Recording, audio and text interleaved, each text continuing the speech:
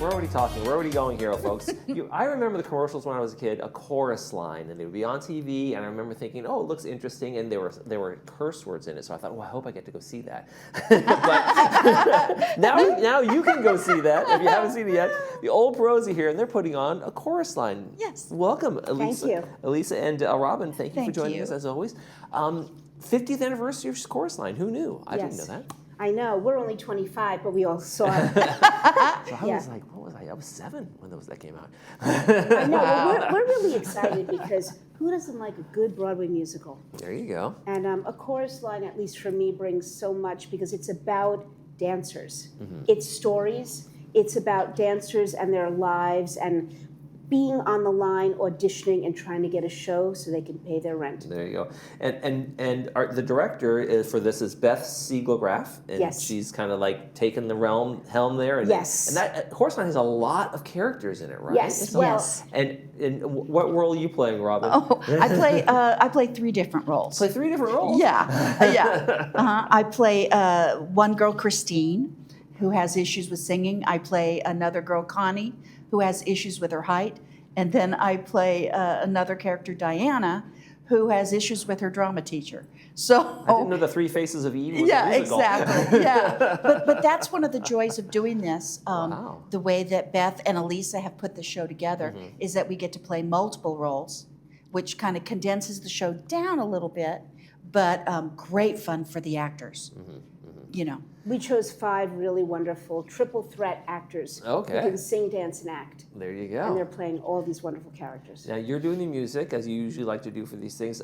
Anything different that any approach that you're taking for the 50 years? Well, actually, not only am I playing and musically directing and accompanying, but I'm also going to be singing with Robin in a very funny comedic song. Oh, okay. Yeah, so that's exciting. And it's been really fun. I've worked them hard.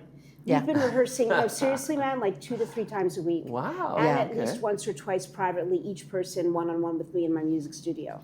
Yeah. What do you think it was about Chorus Line that resonated with audiences so much? I mean, there's struggle in there, there's kind of tragedy in there, and there's happy, there's joy, but there's all sorts of those things in terms of that. Well, you know, when you're watching a show and people are telling their stories, sometimes there's one little thing they say or one little look they have, or maybe they cry and it touches you in some way.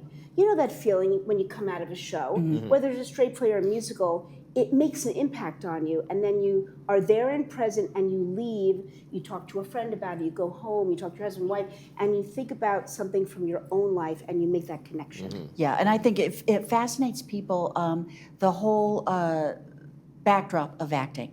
It kind of pulled the curtain aside of how bad auditions can be. Right, how terrible the experience is. Yes, and I think it gets people to go home and say, I really appreciate what those people up there that, you know, that I watch for a couple hours, what they really go through and what they're really doing. Because you don't think about their backgrounds, their families. Where were they just a couple hours ago? What are they going through? How can they afford their rent? And also, right. It's more, oh God, I need this job, right? Exactly. Oh, you know the musical. It's not even just about like, oh, I dreamed to do this. So I need this. I'm not going to make it if I don't get this next job. That's right. Yeah, and the monologues, which are so key, right? When you act and then you have a musical, you're at the pivotal point where that last word of the monologue happens, and boom, the music starts. And you sing. Because where do you go? That's where you go.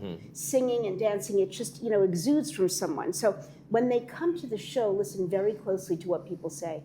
Now, you were in New York when the play originally came out. Not to date you or anything. I think you were just born. You were at Southampton Hospital. Yeah. Well, actually, it's funny because I was in an off-Broadway musical as a child, as a young person, and Michael Bennett and this other guy was in a show with my mom, who was in a Broadway show, and this guy used to go on his lunch break, and he'd go around and talk to all the gypsy dancers in the various Broadway shows, and he'd come back and tell my mom and the rest of the cast, oh, wow, I'm writing this story and this musical with these bunch of guys, and it ended up being a chorus line. Wow. Because and also, one of the things about this show that I was in, because there were a lot of gypsy dancers in the show, was that they would come and talk and ask their stories. So like one of the songs in the show, one of the women, I'm not going to give it away, used to tell us about what she was doing to her body parts.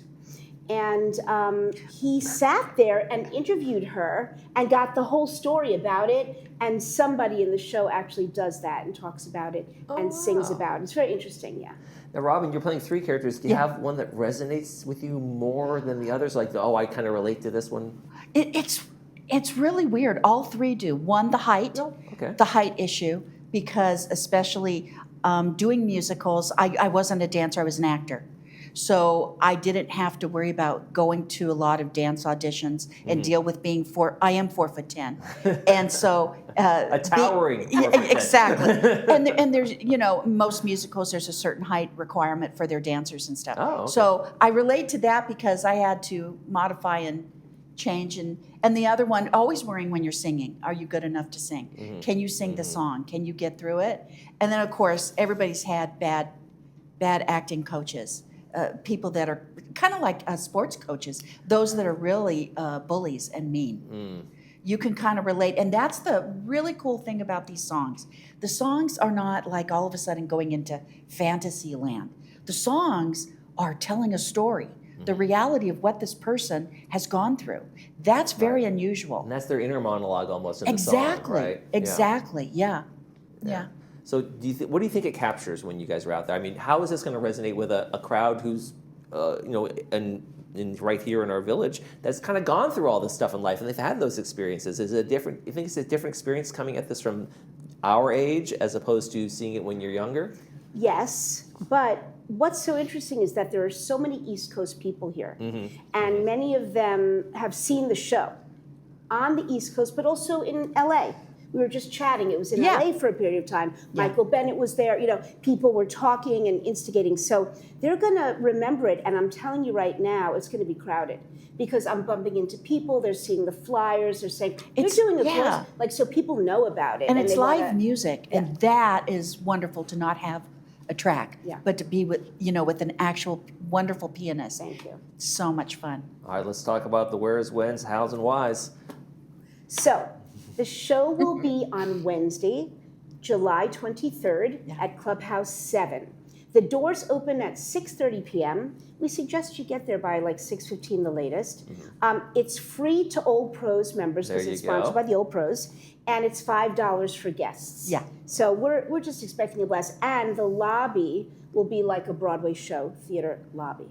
Oh, okay. Wow. Fun. All right. You guys always make it a great show. I'm sure it'll be just as entertaining as always. It's a chorus line, folks. Get out there and see that. Elisa and Robin, thank you so much for joining us. Thank you so much for having us. We're going to be right back with some movie previews when we come back.